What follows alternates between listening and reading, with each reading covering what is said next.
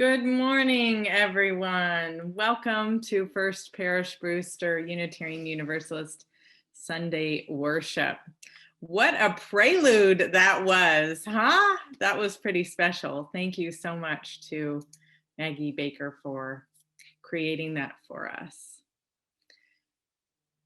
So good morning and welcome to First Parish Brewster. We are a Unitarian Universalist welcoming congregation of people of diverse philosophies and beliefs, people of various cultures and races, sexual orientations, gender identities, abilities, and socioeconomic backgrounds.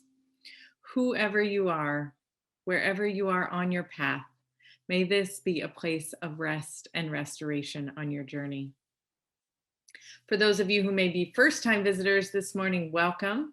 Welcome on this morning, which we make sacred by our presence together. If you are visiting, please let us know in the chat box. And a big welcome to the people calling in. We're so glad you are here. I'm Reverend Jessica Clay, the minister of First Parish Brewster. Happy to be welcoming you to the service this morning with Donica Buckley, our music director, and Maggie Baker on tech support. Sadly, this is Maggie's last day with us, and so I want to take a moment and thank her for all she has brought to our online worship services and wish her well on her journey. Thank you, Maggie. We send you with so many blessings and so much gratitude. That was quite the send-off video, too. My preludes will not be that special. I'm just warning y'all right now, but thank you, Maggie, for all you have brought to us. Additional thanks for all who attended the all committee meeting yesterday. It was quite a success. Big thanks to Twinks Hastings and Karina Stroh for their help in facilitating that. And a big thank you to Twinks Hastings and Jenny Mignoni for helping to hold the space for our rock ritual yesterday. If you came to that rock ritual, which did happen in the weather that we had, give yourself a little pat on the back because the weather yesterday was fairly horrendous. And yet we still held it. And so thank you for those of you who came. I'm estimating around 20 people. Twinks thinks 30 to 40. We should count the rocks and see. But thank you to all who came and made it so special with the rocks that you spent so much time on creating. If you still have a rock and weren't able to come yesterday because it was raining and windy and not the nicest day to leave the house, the rocks are in the northeast corner of the parking lot by the solar field. You are welcome to go and place your rock with the other rocks. And if you do this, please take a picture of yourself and send it to me to be included in the ritual. So if you do this, take a picture of yourself holding your rock and send it to me before you place it in the corner of the field. And I need those by next Thursday. Additionally, today we have a financial presentation from the Finance Committee at 11:30 a.m. That is a separate Zoom link that will be posted at the end of this worship service. It's also found in your angle. So please do plan on joining us for this financial presentation and our State of the Church message for today. Our chat is open until after Joys and Concerns, at which point it will be closed until the end of the service. There is closed captioning available for this service. You just need to turn it on the bottom panel of options on your screen. So ends our announcements this morning. Welcome to worship. It is so good to be together on this day.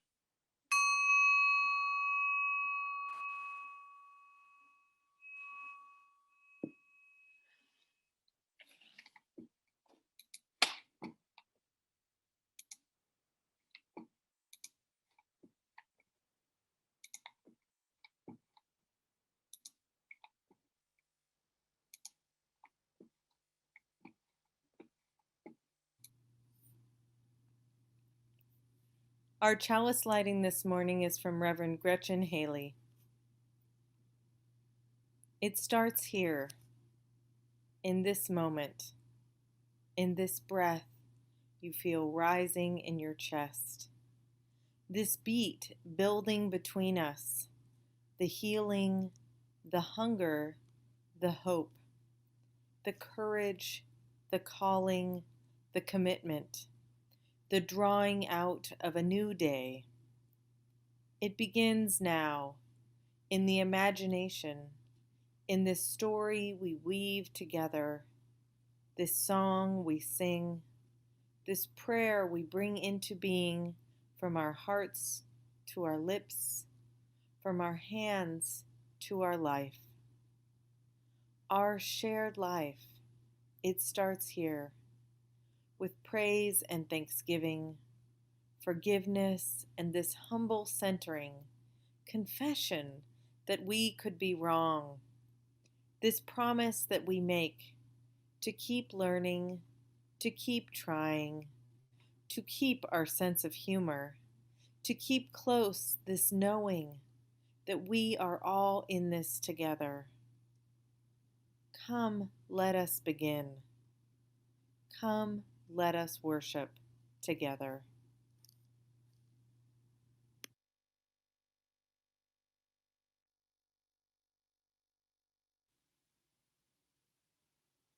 Please join me in our affirmation. We believe in love. Love is the doctrine of this church. We believe in truth. The quest for truth is its sacrament. We believe in helping others, and service is our prayer.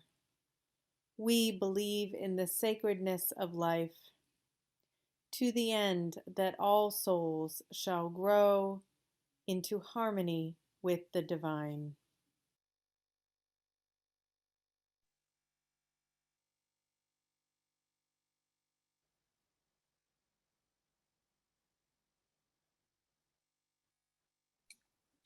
We don't have audio, Donica.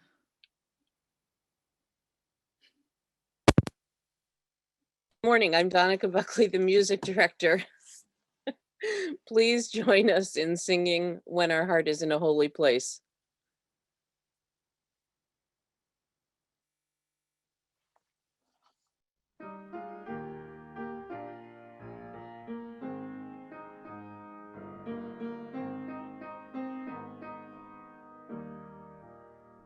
When our heart is in the holy place, when our heart is in a holy place, we are blessed with love and amazing grace. When our heart is in a holy place, when we trust the wisdom in each of us, every color, every creed and kind, and we see our faces in each other's eyes, then our heart is in a holy place. When our heart is in a holy place, when our heart is in a holy place, we are blessed with love and amazing grace. When our heart is in a holy place, when we tell our story from deep inside, and we listen with a loving mind, and we hear our voices in each other's words, then our heart is in a holy place. When our heart is in a holy place, when our heart is in a holy place, we are blessed with love and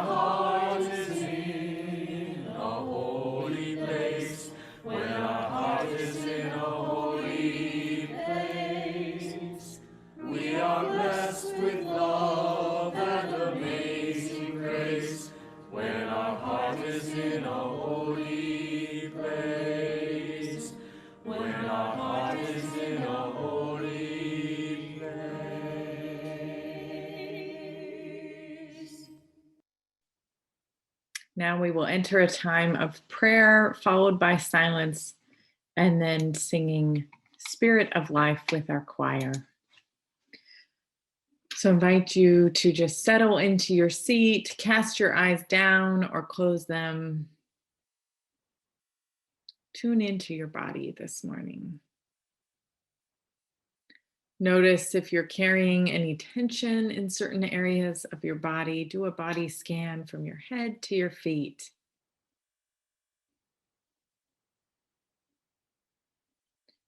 If you are doing something else right now, I invite you to set that down and make a little space for quiet.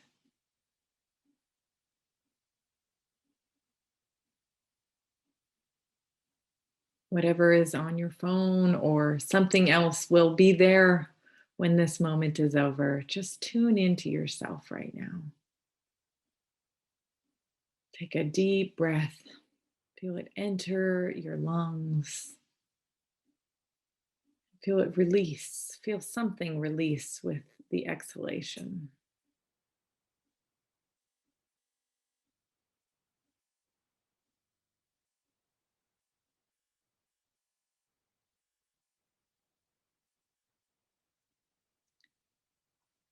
Spirit of life and love, one who goes by many names.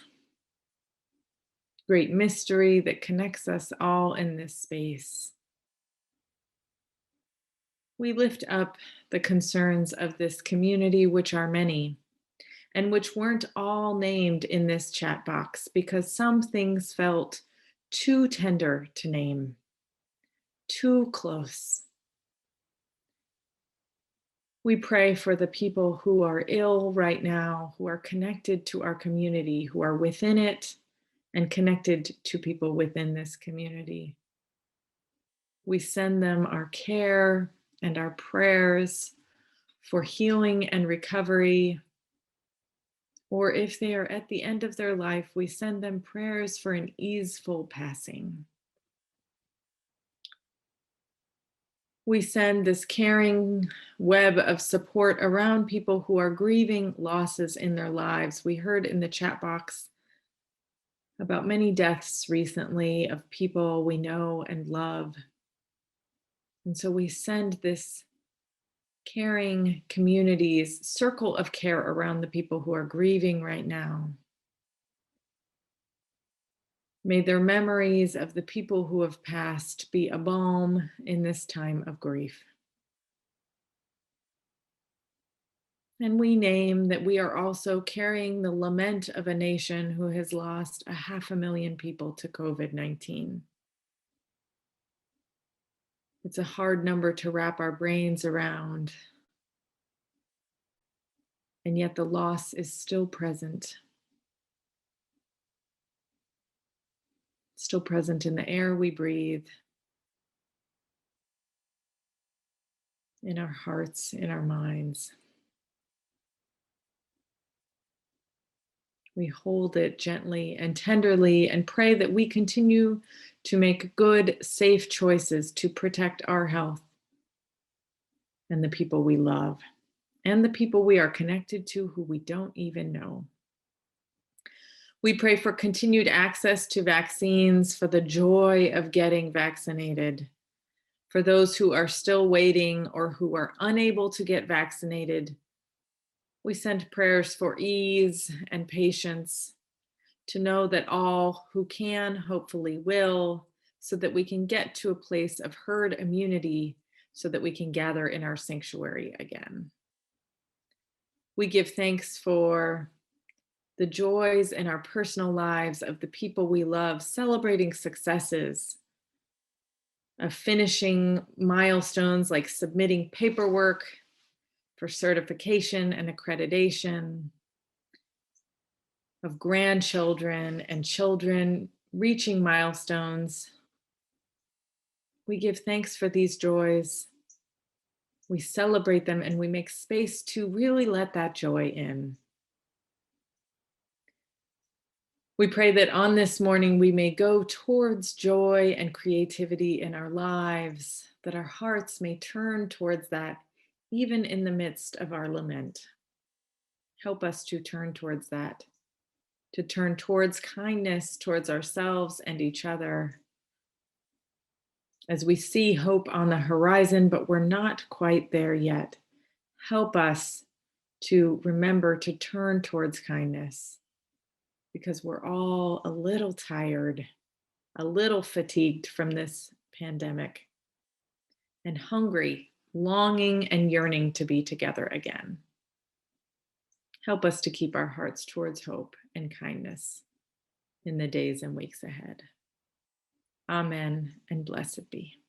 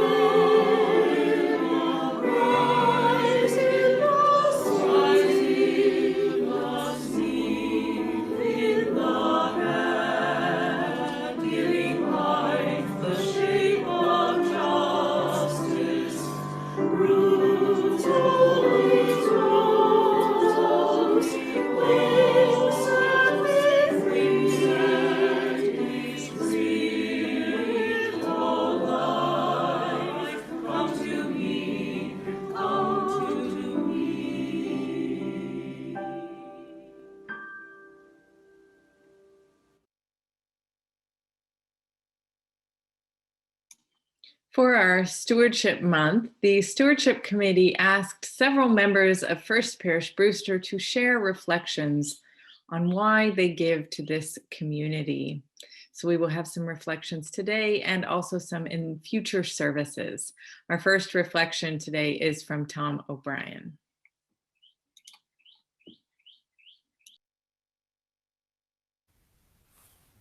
Good morning, First Parish Brewster UU, members, friends, and visitors.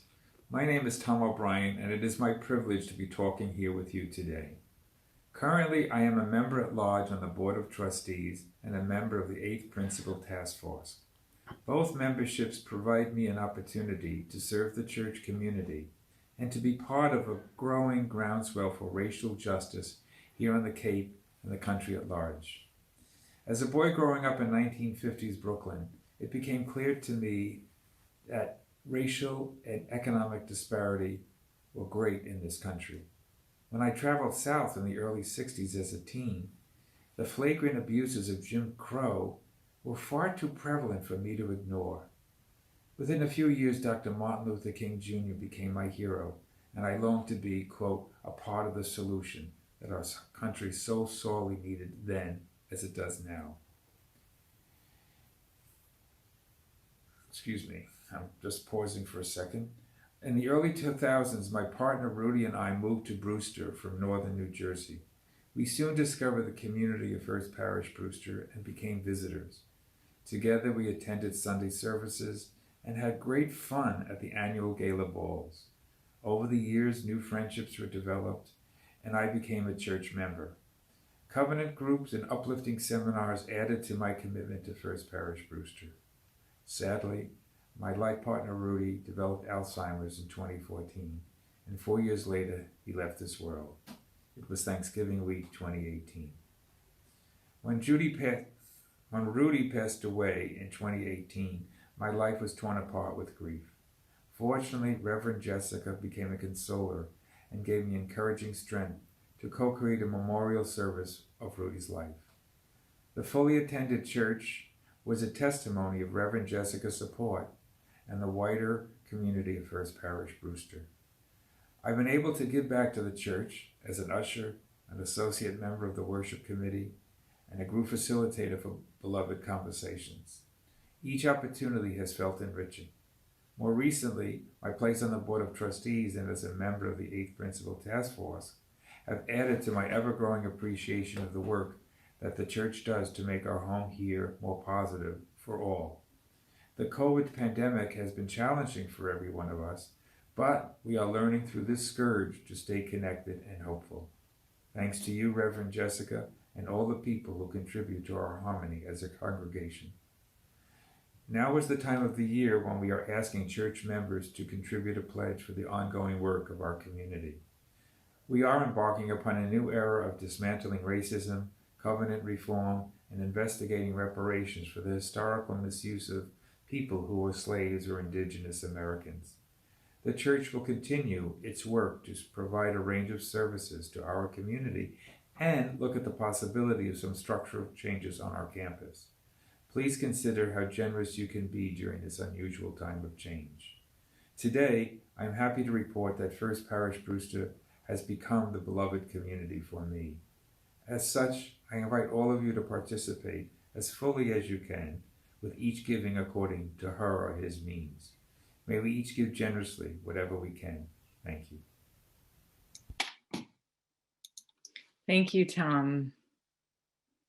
From you I receive, to you I give. Together we share, and from this we live. Now we will hear from Margaret Rice Moyer.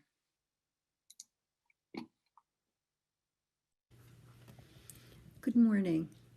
I'm Margaret Rice Moyer, and I am delighted to be here with you this morning. When David asked me to say a few words to kick off this year's stewardship campaign, I was honored. I like to talk about why I love this faith and this community. I love our faith, our messy, sometimes disappointing, sometimes victorious efforts to live more generously and more intentionally than what our country, indeed our body politic, expects and asks of us. We can be far better. We must be far better. Mediocre won't solve our hurting world. When our congregational leadership asks me to give or to serve in some way, I always feel honored, and I always say thank you, and I try to say yes. I want to give back. It's called reciprocity. If you have ever been reborn on a Sunday morning, or visited with food when you were ill, or received the glorious Sunday morning flowers with all their vibrant color to pick you up when you're feeling blue, please reciprocate. Give the best you are able financially and make it from your beautiful, courageous, generous hearts. That's the serious part. So I wrote a poem telling you In further detail, with apologies to Elizabeth Barrett Browning, why and how do I love thee, First Parish Brewster? I love this faith because, you see, it's given so much peace to me. When life feels just too hard to bear, I know to find this place and share the heartbreak of this broken world, the place where hope within is curled, awaiting prayers to be unfurled. Our walls are steeped in history, the air within with mystery, the stillness of our sacred space wherein I go to reclaim grace. When pews are filled and joy resounds, I feel my grieving heart rebound. The best we are is lifted up, overflowing from our cup. Bring us truth and unity. Seek, beloved, community. Music rises when we enter. Prophetic voices help me center. We greet, inspire, celebrate. We dance and love and we create. Without my faith, I would be lost. I want to help and share the cost. Let me give where there is need for landscape, lights, and the gift of heed. Let us honor those who work, who type, add numbers, teach, and clerk. It fills my heart when I can tithe. Please do what you can so our faith can thrive. Thank you.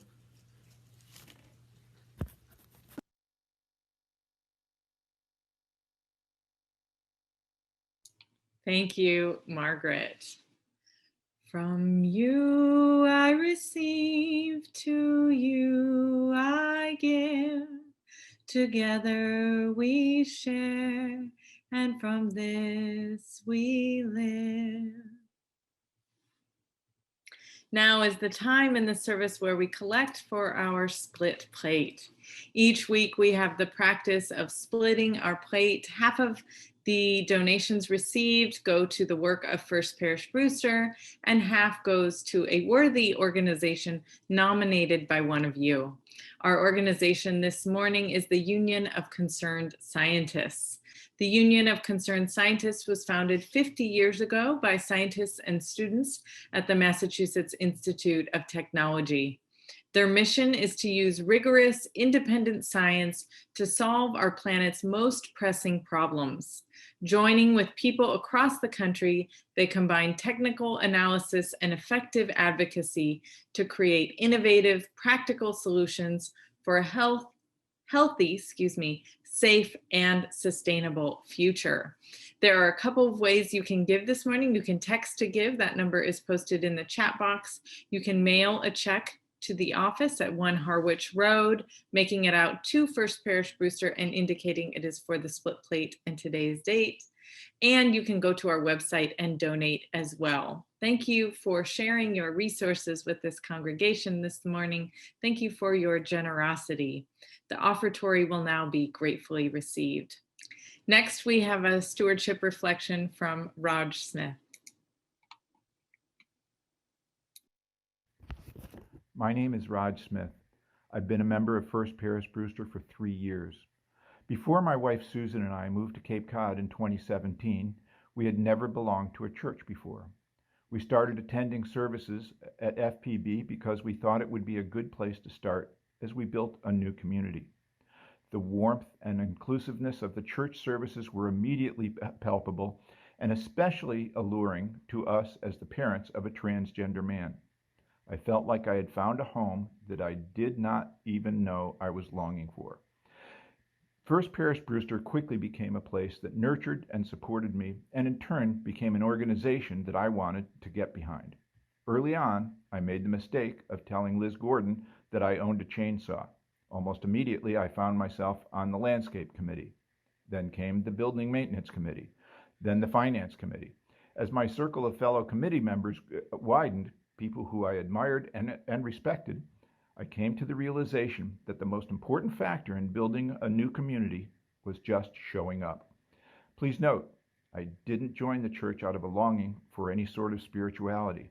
My spiritual leanings skew to the atheist/humanist end of the spectrum, but I became a regular attendee of services and found them to be inspiring, often profoundly so. One Sunday, I did play hooky from church to support a friend who was speaking at a humanist gathering occurring at the same time. I left the meeting with a sense that something was missing, and that something was Reverend Jessica inviting me to become a better person. I am proud of the church and the people in it. It is a welcoming congregation, a place where members of the LGBTQ community can enter and feel authentic and valued. FPB is involved in meaningful social justice work on a local and national level, including helping to register voters in swing states in the recent presidential election.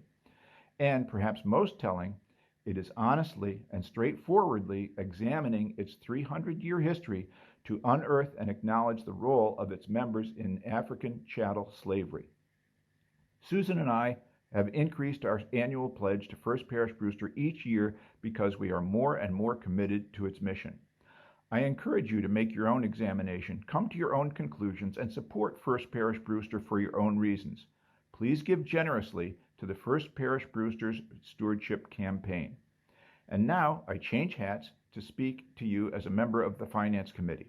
Next month, we start constructing our next year's budget, which starts on July 1. Pledges make up roughly 3/4 of our annual income. The sooner you make your pledge decision and communicate that to the Stewardship Committee, the more information we will have to build a budget that is accurate, ambitious, and reflective of our collective desire to make the world a better place. Thank you. Thank you so much, Raj. Next, we have a musical offering from the choir, We Would Be One.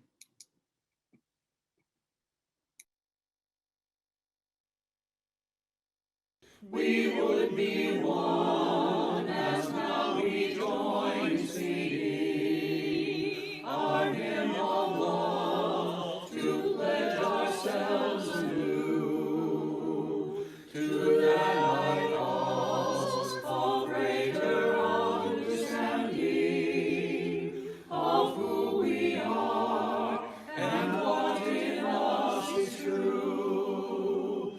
We would be one in living for each other to show to all a new community.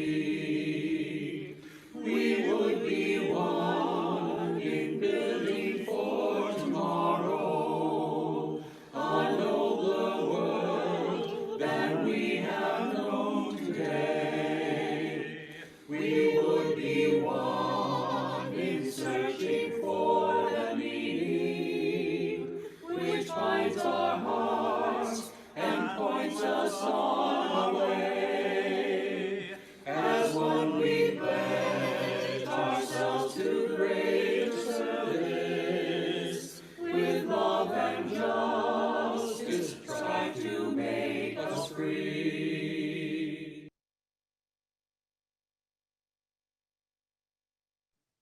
Thank you, choir, for that beautiful offering.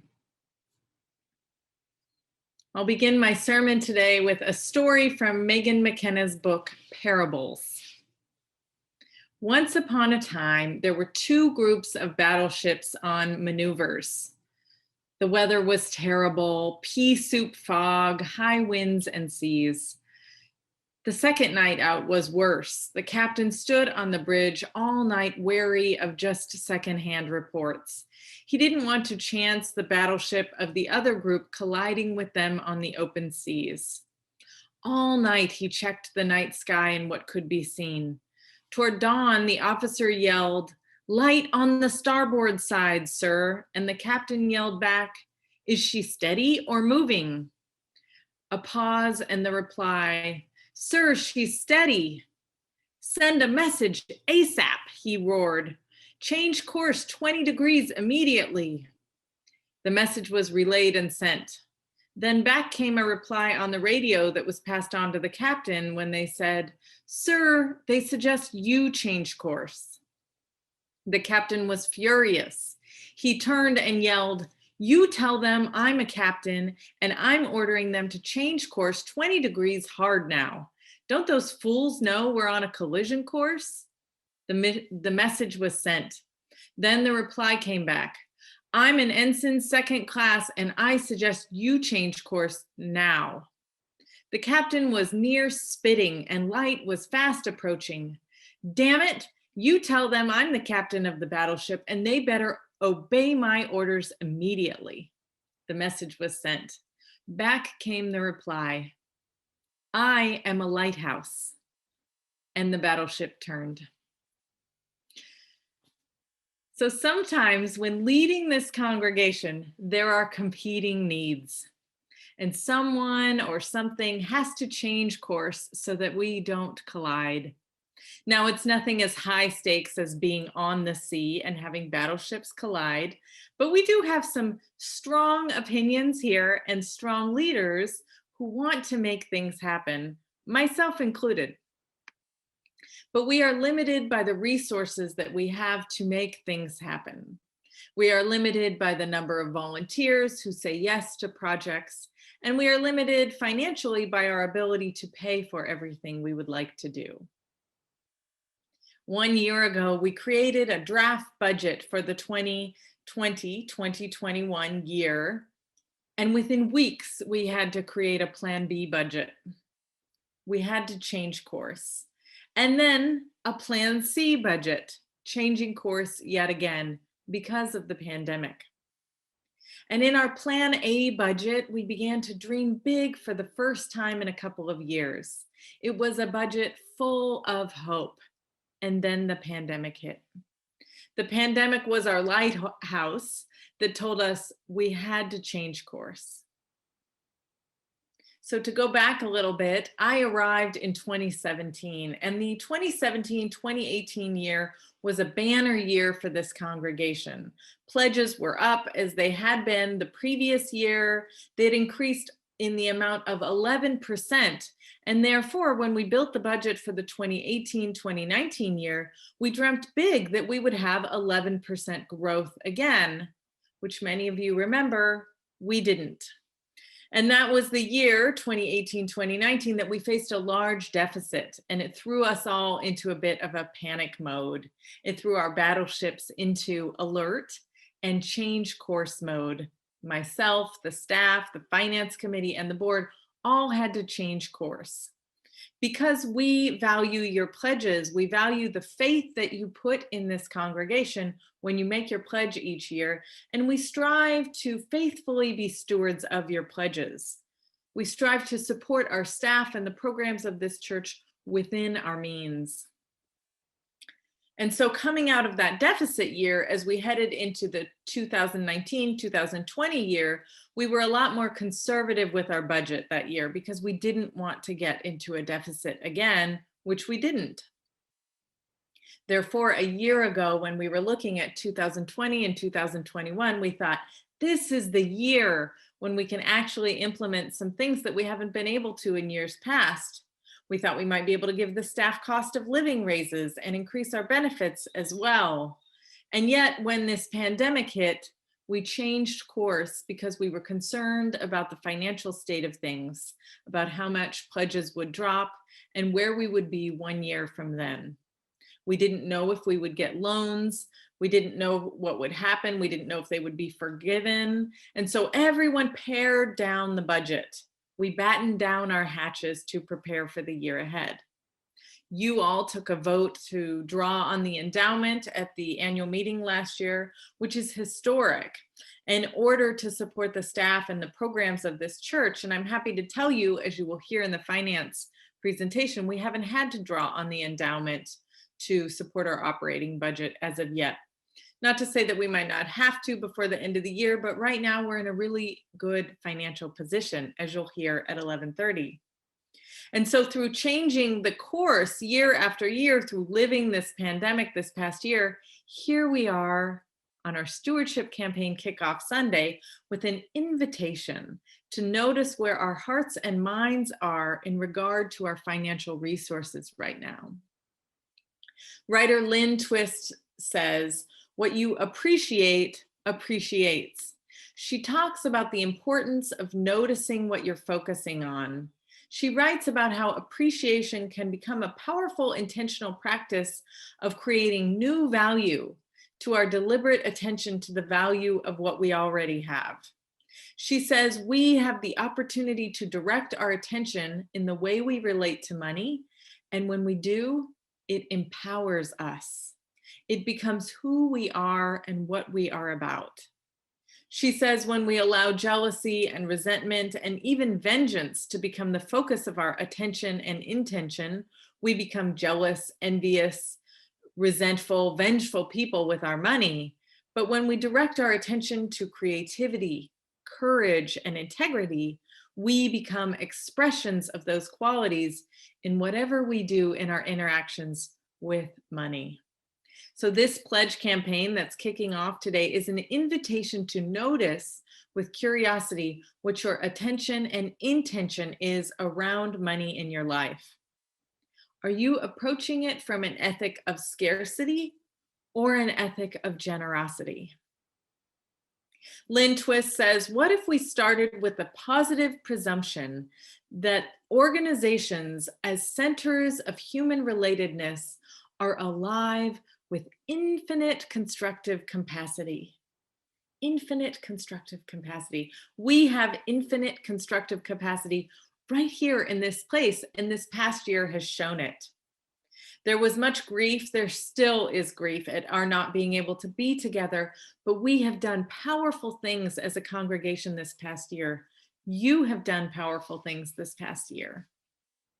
Together, you've sent out over 14,000 cards and letters for You the Vote.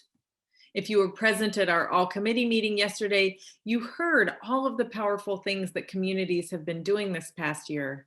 You have phone banked, you have raised money for the Wampanoag Food Pantry, you have called each other, you've delivered food to each other when people were sick or gave birth to new babies. You have gathered on Zoom to write policies, to write our church covenant, and to lead religious education. You have cared for our building and grounds, even though we cannot gather on them. You have reached out and reminded each other that you are not alone during this time. When it was warm enough, you gathered in backyards and small groups to remember this thread that connects us all in this community. And as we look forward towards this next year, towards building the dream that we dream about, my hope is that you will approach your pledging, your gift of your resources with this congregation from a place of generosity and creativity and courage with the possibilities of what we could become. We continue to be reminded of the changes happening all around us, but with every aspect of change exists our infinite possibilities of becoming. But when we hold tightly to our resources, we grasp them about our chests because we are scared, because we don't know what's going to happen, we lose the ability to imagine possibilities. When we are convinced another battleship is just around the horizon, we grasp and cling instead of remembering that there are lighthouses to guide us on our way and to be open and curious towards them. I myself am guilty of this grasping and scarcity mindset. So each year when we're building the budget, I'm the advocate for staff to try to advocate for cost of living raises, to keep people in the mid-range of UUA fair wage guidelines, to ensure that our staff have appropriate benefits like insurance coverage for their dependents, dental insurance, professional expenses for our directors, vacation and study leave time. All of these things I advocate for each year. And each year I ask you all to increase your pledges if you can, because we have not been able to give cost of living raises to the majority of our staff for several years now because of the issues I mentioned earlier. We don't provide dental insurance or insurance coverage for dependents. These are all things that we have been striving towards, but because we are trying to be good fiscal stewards of your pledges, of the financial status of this congregation, we've asked staff just to hold off and wait. And as I was thinking about the pledge campaign this year, I realized I've been asking you all to increase each year, but I haven't been increasing my pledges to the organizations that I give my money to. So I'm a bit of a hypocrite today. How can I expect these organizations to pay their employees fairly if I'm not increasing my pledge each year? Each year I donate to 5 organizations: the Church of the Larger Fellowship, Star King School for the Ministry, the Unitarian Universalist Association, PBS, and the Insight Meditation Center in Barre, Massachusetts. I donate to these organizations because they feed me spiritually and intellectually. Because I'm fed by these organizations, I want to support the work they do in the world, much like you are as you pledge to this congregation. But in approaching money, as Lynn Twist invited us to, with an attitude of creativity, courage, and integrity, I realize that I need to raise my pledges to them. If I want to put my faith into action, I need to be willing to put my resources where my intentions are. So I will be raising my pledges to them this year and each year in the future. Therefore, I ask, when you have your pledge card in hand, that you think about how this congregation has made a difference in your life in this past year, how this faith has made a difference in your life. Think about your hopes, your creativity, your courage, and integrity with your pledge, and if you're able to increase, that you do so. Next year, we're hoping to continue to put our faith into action as we head into the vote this June around the 8th principle, as we craft a covenant together, as we own our history with our reparations task force. The future is wide open of possibilities for us. We ask you to dream big with us as you pledge this year. We are not 2 battleships going towards each other. We are a strong, faithful congregation, listening to each other, listening to the direction that each other asks us to go to move in, because we are all in this together. I've said that since the beginning of this pandemic, and I will keep saying it, and I will say it when we are in our sanctuary again, that we are all in this together. We are in this together, and right now I hope you are dreaming big with me about the future we can create. We thank you for your generosity this year. We hope that you are moved by being a part of this congregation, even and in the midst of this perfectly imperfect online medium. We hope you know that you are what makes this place special. You make this place special with your generosity of time, of spirit, and of sharing that spark of the divine that resides in all of us. May you have lighthouses that guide you on your way towards creativity, courage, and integrity with your approach to your financial resources. Thank you for the ways you say yes to this congregation and staff and to this faith. Thank you for putting your faith into action this current year and as we dream big around our future. It matters. Amen. Our closing hymn today is Fire of Commitment, sung by Donica Buckley and played by Anna Glick, our pianist.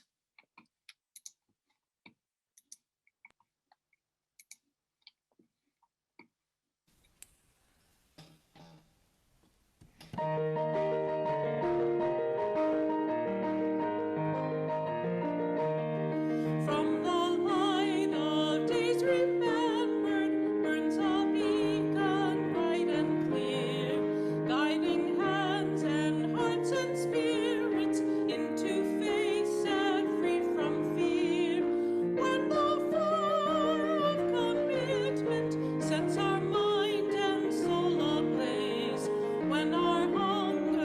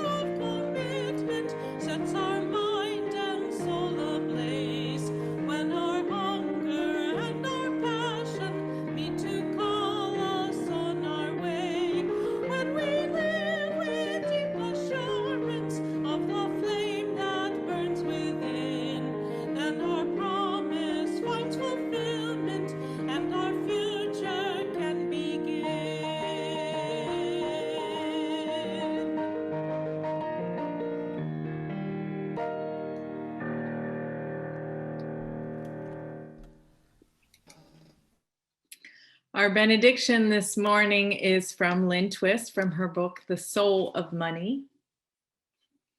And it's what she ends the book with. She says, in this world of turmoil and conflict, violence and retribution, I believe there are millions of people taking responsibility not just for change, but also for transformation, for creating the miracle of the butterfly. We may be in the minority, but we are everywhere and we are connecting with one another.